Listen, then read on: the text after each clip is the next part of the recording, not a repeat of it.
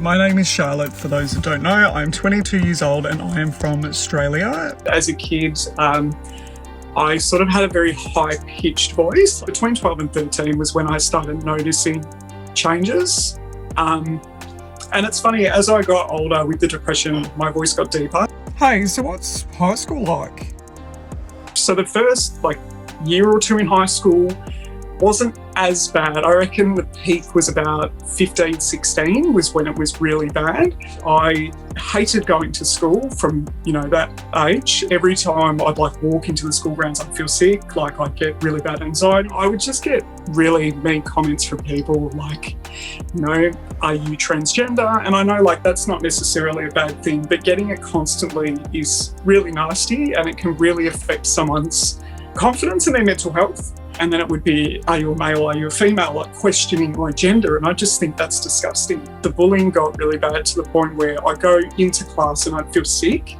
I would try and sort of distance myself from everyone. And the teacher's right there, can see everything. Just nothing was ever good enough in high school for me. It was always, I was a target. Halfway through year 12, I dropped out because of my mental health issues. And for about 2-3 years, from the ages of 17 to nearly 20, I would sit in my room and do nothing.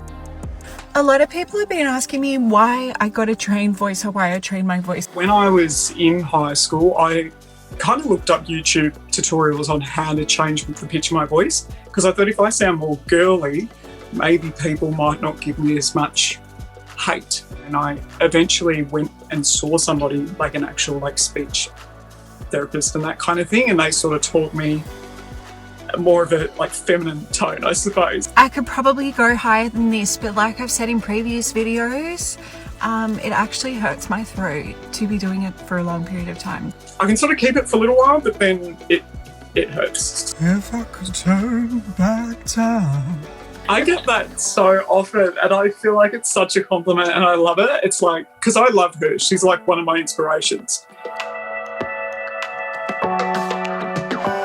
Think about how you would feel if that was said to you. Think about it if you're in that person's shoes. If you feel like you'd be uncomfortable, then you shouldn't be asking it. I've had a couple of people after high school message me and be like, the only reason I bullied you is so I wouldn't get bullied. And I'm just such a bad thing to be saying.